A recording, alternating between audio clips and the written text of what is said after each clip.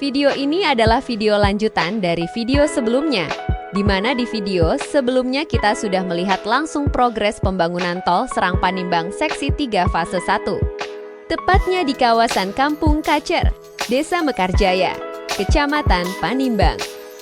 Sebuah ruas tol baru yang nantinya akan menjadi bagian penting dari konektivitas menuju kawasan wisata Tanjung Lesung di Banten.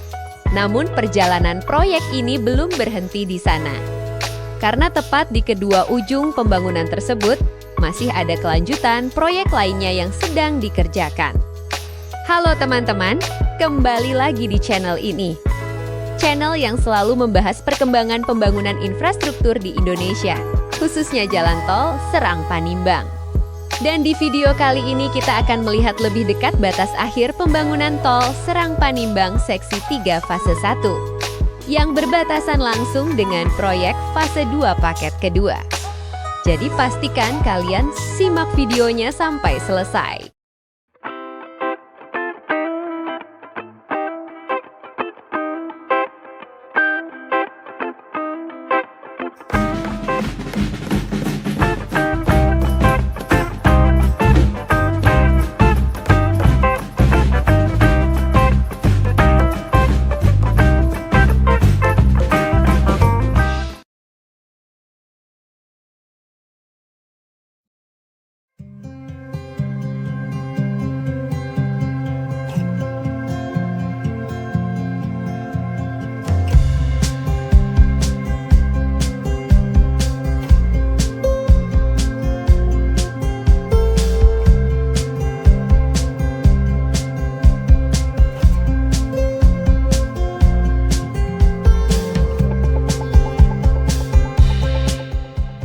Saat ini saya berada tepat di ruas tol Serang Panimbang Seksi 3 Fase 1. Dan kita akan bergerak ke arah timur untuk melihat langsung titik di mana proyek ini berakhir.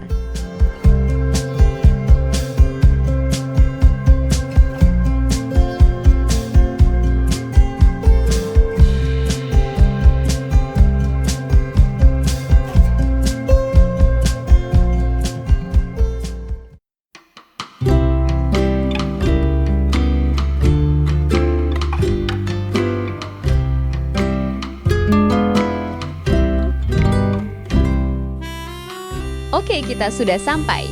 Disinilah dua paket pekerjaan tol Serang Panimbang saling terhubung. Di sebelah barat, ruas ini berbatasan dengan paket pembangunan fase 2 paket 3 yang membentang dari Kampung Kacer hingga exit Panimbang di Desa Solodengen. Sementara di sebelah timur yaitu tempat saya berdiri, ruas ini akan tersambung dengan fase 2 paket 2 yang terbentang dari Desa Pasir Kadu, Kecamatan Sukaresmi sampai ke Desa Kadubera, Kecamatan Picung. Jadi sederhananya, ruas fase 1 yang sudah selesai ini berada di tengah, diapit oleh dua paket pembangunan lainnya yang sedang dikerjakan secara bertahap.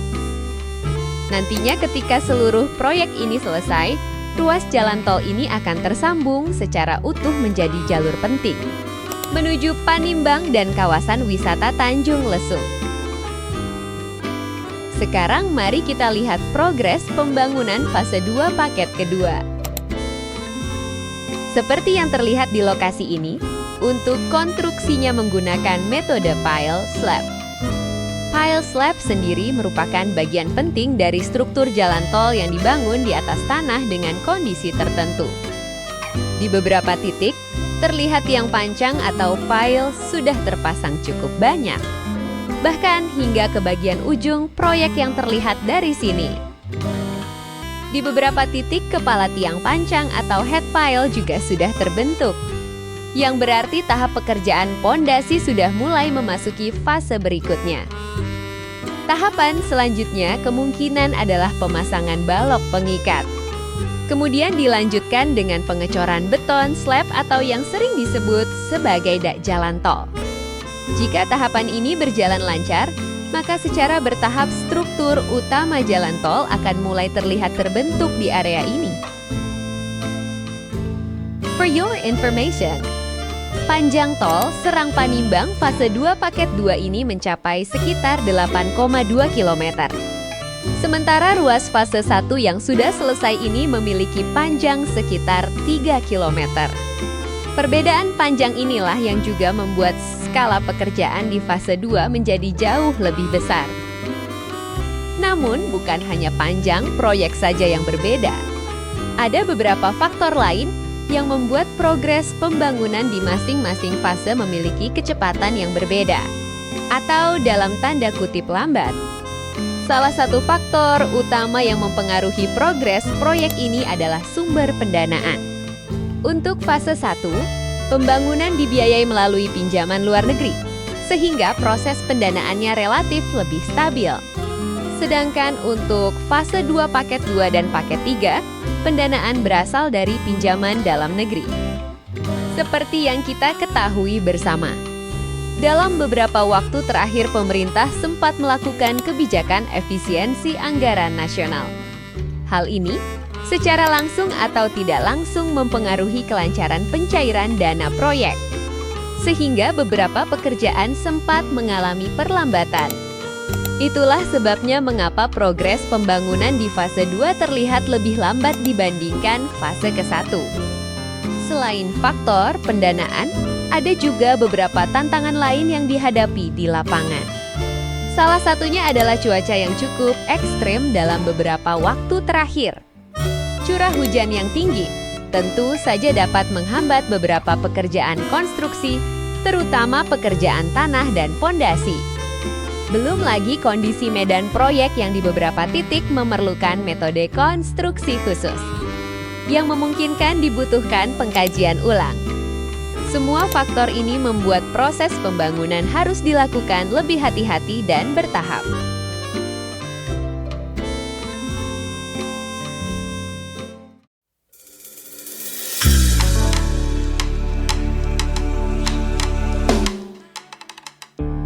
Meski demikian, pembangunan tol Serang Panimbang tetap terus berjalan. Jika seluruh ruas ini nantinya sudah tersambung, jalan tol ini akan menjadi akses penting menuju kawasan wisata Tanjung Lesung, sekaligus membuka konektivitas baru di wilayah selatan Banten.